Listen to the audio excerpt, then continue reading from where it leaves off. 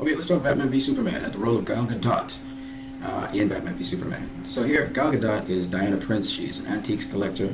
Here she's moving away. Look at how she looks at Bruce Wayne as he holds her arm. And that's why I listen to people talk about Gal Gadot, she's alright, or she's not a good actor, or whatever. Look at the expression on her face there, right there, the intensity on her face. It says, "Why are you holding my arm?" Now you can see her arm is very sturdy as Bruce Wayne holds onto her hand. Diana Prince lets that slide, but she looks away from Batman as he's trying to talk to her, because as far as she was concerned, the discussion was over. So she's going to actually talk to Bruce Wayne without looking at him a lot. So here's her answer to him, again without looking at him. Look at the expression on her face, how intense she is, how serious she is about what she's conveying right here. Look at the expression here.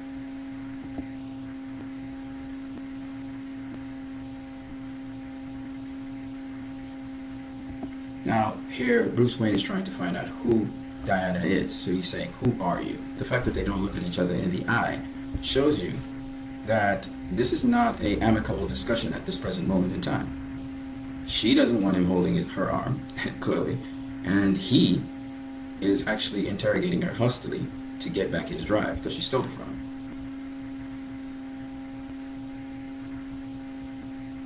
Now, at that point in time, she says, "To meet the man who you are looking for. We're after the same guy."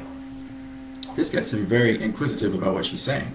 He's very interested, and she knows that, so she looks at him straight in the eye, because she knows that he's coming after the same guy, and she knew that he would be interested in this. Look at his face. His face now is not serious anymore. He's very curious to know how she knows Lex Luthor. Now look at the change of expression. Now she's going to impart the truth to him. So she's telling him that he has something that belonged to her.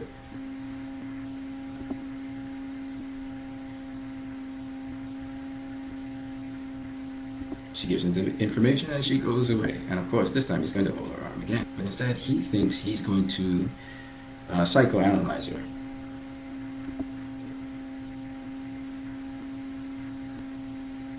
Now watch at the subtle changes in the facial expression. I'm going to just run it back. Watch this. Watch this slight smile crack her face as he's talking about who he thinks she is. Watch here. See the little smile? And then she answers him.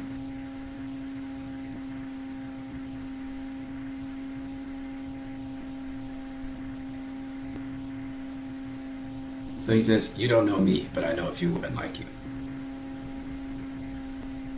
Now you see the facial expression as if she's having fun with him because he doesn't really know who she is, right? She's many steps ahead of Bruce Wayne at this point in time. And so she watches at him as he's sincerely looking at her, thinking he has figured it out. And this for her is very humorous. This is almost like she's getting humor out of this. Right? So that's what that expression is. Because for those of you who know, Diana Prince, aka Princess Diana, is actually thousands of years old. And on top of that, she's seen just about everything that needs to be seen.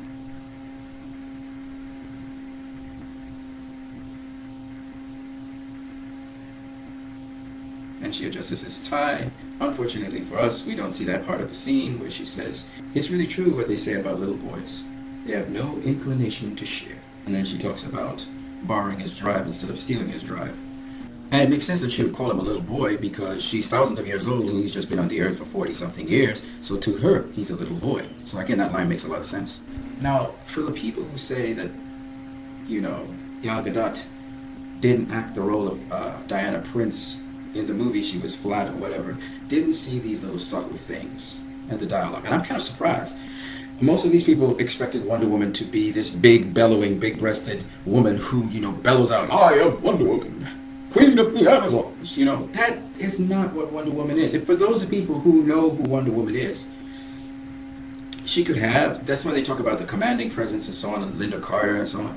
But for those people, they don't realize this is what Wonder Woman is. Wonder Woman, in her essence, she is a warrior, don't get me wrong. But in her essence, she's a very loving, caring kind of person. Actually, I like the soft-spoken Wonder Woman that Gal Gadot portrays on the screen. Almost a certain sweet innocence to it. But yet, all this wisdom and knowledge that she has. which goes to the mythos. So here, everything that I ever thought Wonder Woman ever was, including even her appearance, was captured in Gal Gadot in this depiction, this iteration of Wonder Woman. And as we go on, as we go further down into the movie, we realize that as we see her as Wonder Woman, again, her iteration of Wonder Woman reminds me of Wonder Woman. Wonder Woman is all about love and equality and all of that, but Wonder Woman will go to war, and if she has to kill you, she will kill you. It goes like this. Superman's the least likely to kill someone, okay? Next is Batman. Batman will kill you, but he's still got a code. Wonder Woman doesn't have a problem killing people, okay? She came from an island of warriors who are all women, and they don't have a problem fighting to the death. She's fought gods. She's fought beings from other worlds, so she has no problem killing you. Okay, she has no problem killing you. If you're a threat and you're something evil, she will spring into action and she will kill you. Okay, so in the Trinity, you got Superman. He's least likely to kill someone. Batman, he can kill you. If it's an option and he has to do it, he'll kill you. Wonder Woman, she's proactive. Like if she realizes something is getting out of control, she will kill you. Okay, and if you look at the fight against Doomsday, right? Superman didn't look to kill Doomsday first of all. His first thing he was to try and get him away from human beings, okay? Batman, he's trying to take out Doomsday, but he didn't have the strength and power to do it. But he knew that was a serious threat, okay? This was the Kryptonian that Batman gladly and greatly made the spear. It's a good thing he made a kryptonite spear, because it really came a time, Lex Luthor was right, there really came a time, except it was by Lex Luthor's hands, that the Kryptonian, kryptonite would have to be used against Kryptonian. Thankfully, Batman developed the kryptonite weapon, and Superman was the one that used it. But the point is, Superman didn't first try to take out Doomsday. He didn't try to kill him, okay? That wasn't his first thought. He went straight at him, but he wasn't trying to kill him, right? He shot him up into space, where he was trying to fight him there. Batman tried to contain Doomsday, lead him away, and figure out a plan how to take him down when he gets the kryptonite spear. Wonder Woman, her first interaction with Doomsday was a battle. If you just look at the movie, she took him on from the moment she touched down. She was ready to wage war against Doomsday. She went leaping at him, okay? Wonder Woman is different to Batman and Superman. She will fight. That's what she does. That's all she has done for 5,000 years. She's a warrior. She will fight you, and she is fighting to kill you. She's not fighting to hurt you or maybe no. Wonder Woman always fights you to kill you. Okay, that's what she is. She's a warrior. So in any war or any battle, she's going to kill. That's what she does. So again, Bruce Wayne here in this little clip doesn't know who he's really holding. When he tried to grab her arm, he doesn't know who he's grabbing. You know what I mean? He really doesn't know. If he only knows, and so that's why she was laughing in a sort of humor. She smiled at him, because if he only knew who she was, he'd stay far away from her. He wouldn't mess with her, So I just wanted to show you the acting of Gal Gadot. Now some people are going to say, oh, Gal Gadot was good in that clip, okay? She was good in that clip, but she was really flat coming down to the end. Well, let's look at some of the other clips of Gal Gadot, shall we? We'll go all the way up to Justice League. So let's go. So here we're going to see Wonder Woman in the Wonder Woman trailer. Now I want you to see that her acting is pretty good. Look at her here. First time she's seeing a human being. That's a man. Look at her facial expression again. Look at her facial expression as she's looking at this man. Chris Pine is pretty good at acting as well. Here he's coming to. He looks at her. Okay, look at her expression. Her expression is, oh, so this is what a man looks like. Okay. Now that's what you call acting, because acting conveys a lot of emotion with the body and then with the words. Now what people say she comes across as flat is because she has an accent, and she does vary her voice quite a lot, but it's very subtle, and European people are generally like that. You think about almost any great actor, even William Neeson, he doesn't have much overt variation in his voice, but there are these subtle variations in the voice.